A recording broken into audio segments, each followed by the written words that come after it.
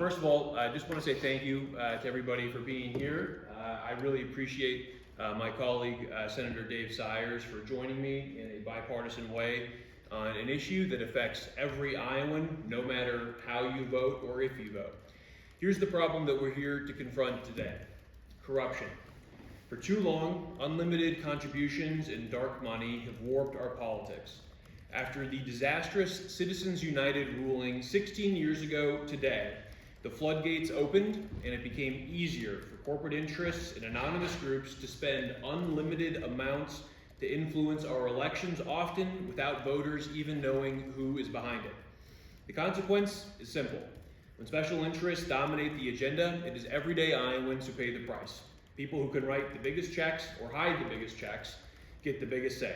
They get tax breaks, loopholes, sweetheart deals, and meanwhile, the issues that matter most to our families, the rising cost of living, the price of healthcare, housing, groceries, never seem to get solved. Iowans are working harder than ever, but struggling to stay afloat. And we can see how this works in real life. When big corporate interests and their lobbyists have outsized influence, the fine print in our laws starts to look a lot less like common sense and more like a wish list. Sometimes it shows up in fees and higher bills that families can't avoid. When powerful industries push to weaken competition for consumer protections, the result is fewer choices and higher costs. Whether that's your internet bill, banking fees, or the services you rely on every month, people end up paying more because the rules are written to protect profits instead of the public. Other times it shows up when special interests use their money to block reforms that would actually lower costs for Iowans. Look at healthcare. When health insurance companies and corporate hospital systems can pour money into politics, they can protect a status quo that rewards complexity and high prices, and families feel it in rising premiums, surprise bills, and the impossible choices that people have to make just to get the care they need. And then there's the way that corruption quietly shifts costs onto everyone else. When those well-connected interests win special tax breaks or carve-outs or giveaways behind closed doors, the bills don't disappear. They get passed along to us. It shows up in higher local taxes, schools, infrastructure, tighter budgets for the services that communities depend on. Regular Iowans end up paying more, not because the government is too big, but because it's often bent to serve the best connected. One thing I don't want to speak on just briefly, we've had the opportunity to travel across the state, and one of the things that I learned recently when we were visiting Southwest Iowa was the fact that the price of new fire engines has more than tripled in the last decade. And this has happened because there's been consolidation in the specialty vehicle manufacturing industry, and that is something that those increased costs can get passed along to local governments, where Dave can speak to as someone who's actually served in local government, and then of course that gets passed along to property taxpayers. And that is why we are here today to begin a conversation with a bipartisan constitutional amendment that aims to put power back where it belongs, which is in the hands of the people. This proposal is a state-based response to Citizens United and the idea that corporations should be able to spend unlimited money to influence our elections. The point is straightforward. Iowa's democracy should belong to Iowans, not to corporate dark money and not to anonymous political spenders. I'm fighting for this because I believe the public's business should be done in public, and because Iowans deserve a government that works for them. And when we reduce the corrupting influence of corporate money in our politics, we can create space to actually solve problems, lower costs, and rebuild trust. This amendment is a step toward an Iowa where your voice matters more than big checks, and where our politics reflect the people we have been elected to serve. Thank you very much, and with that, I'll turn it over to Senator Sires. Thank you. He couldn't have said it much better. Zach and I get along, and a lot of times we will line up exactly. Sometimes we differ very much, but this is really a bipartisan issue. Democracy actually depends on informed voters. But when donors are hidden, citizens can't evaluate who's trying to influence them. Anonymous influence allows powerful interests to shape outcomes without public accountability. This amendment adds clarifying language to Iowa's Constitution section addressing corporations to ensure they are not participating in the election process through donations to candidates, PACs, etc. Iowa elections should be decided by Iowans, not corporate anonymous spending networks.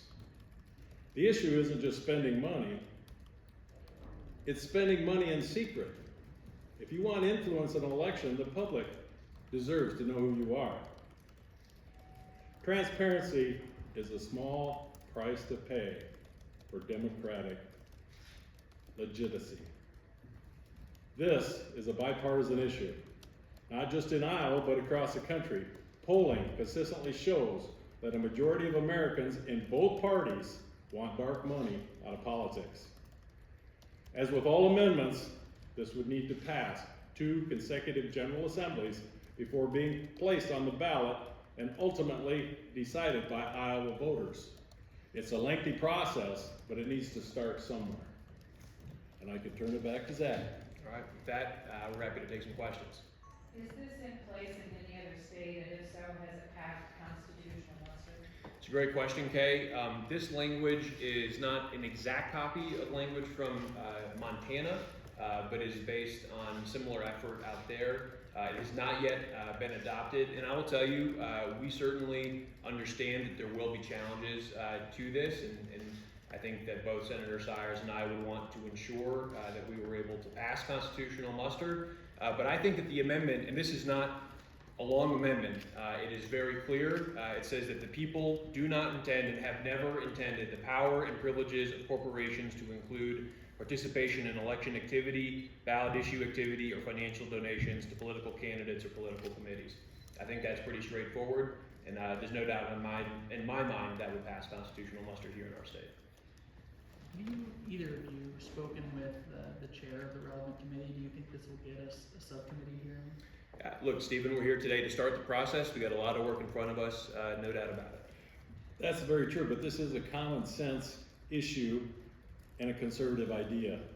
The government should answer to citizens, not special interests. Corporations receive special privileges from the state so they can operate in the marketplace, not to dominate in politics. The amendment is about Iowa's independence and local control and making our elections shaped by voters, not corporate money. I ran into this actually in my own last election.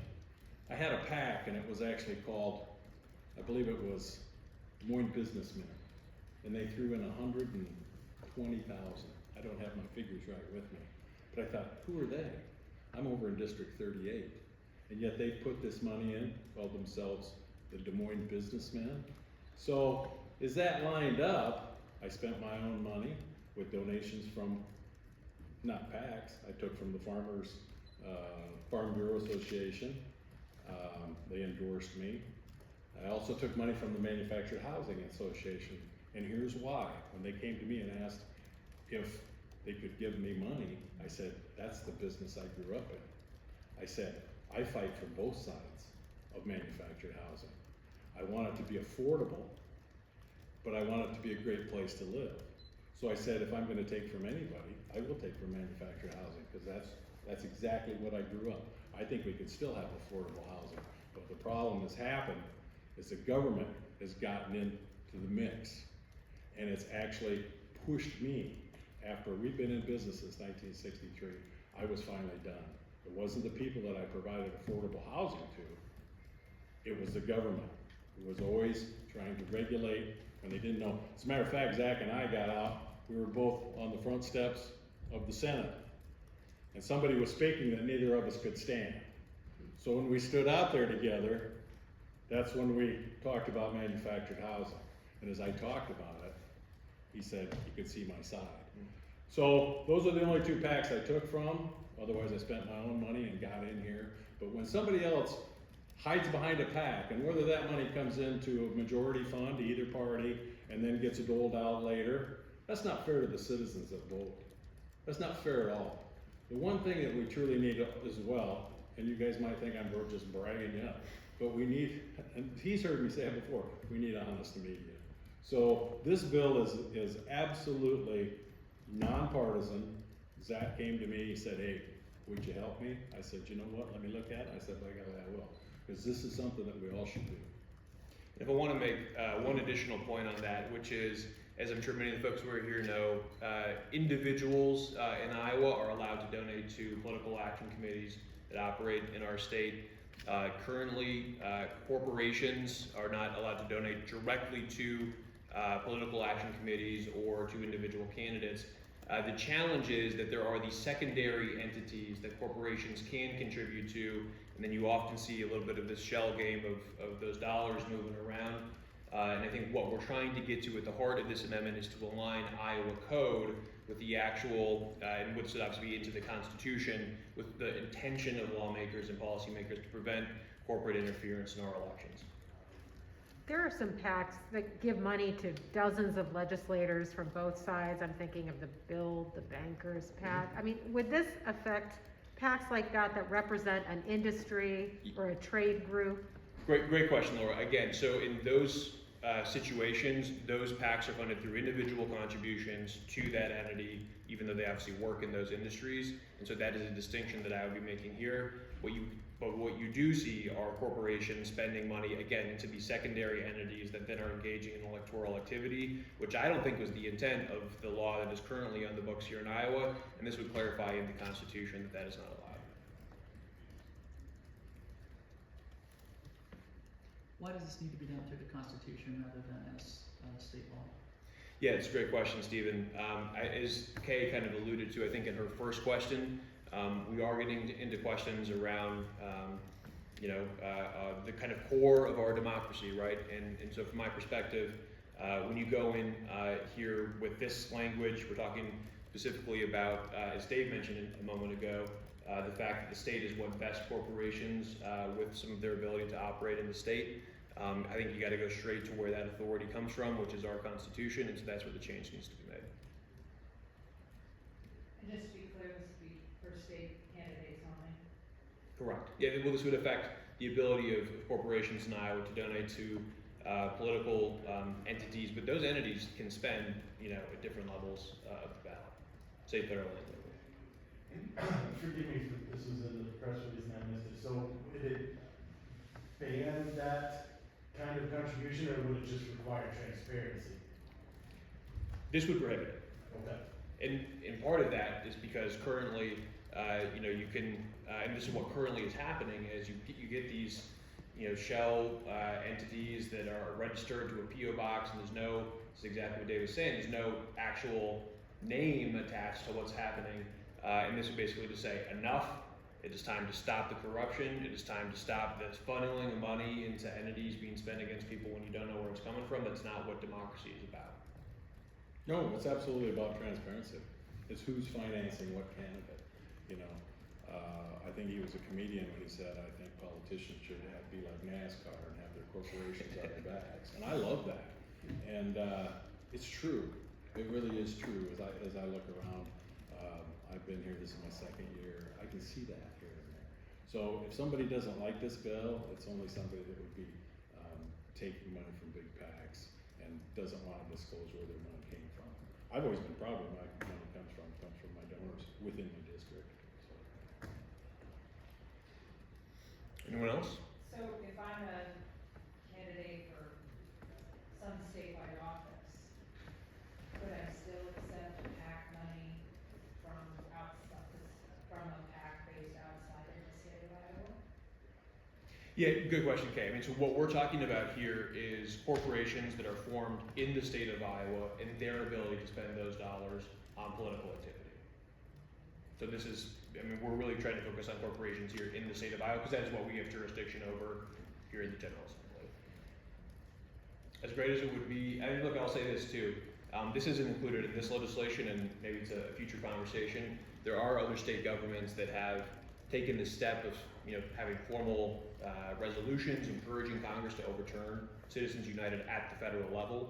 We obviously don't have the authority to amend the U.S. Constitution here in the state Senate, but I think that would be a part of a conversation to be ongoing. And I think this is true for both of us. I think our hope is this is the beginning of a conversation within the Senate about what we can be doing to create government that is more accountable. Because I think, as Dave just said, this is not a Democrat issue or a Republican issue. This is an issue that affects every Iowan. This is something that will have to be adjusted as well, because that's a very good point. Because if you're gonna let somebody from outside, and they switch dollars around, an Iowa person will give to somebody in Nebraska, and then it'll come back in that direction. That's exactly something that will have to be amended into this so that can't happen. Because it truly is about the transparency of where your donations came from. So I agree 100%. I think change.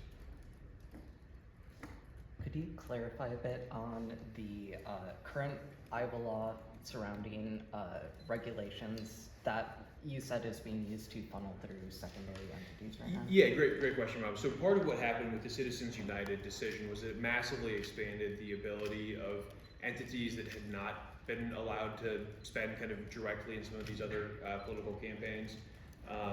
And that is something that, again, that is a federal piece, but within the scope of this amendment, what this is saying is that corporations here in Iowa cannot partake in that process that is happening other places. And the reason, this goes back to Stephen's question, this has to go into the state constitution, is that is where the authority is kind of vested in the ability of the state to give corporations those various privileges, I guess would be the right way to say it. So that's where that has to happen.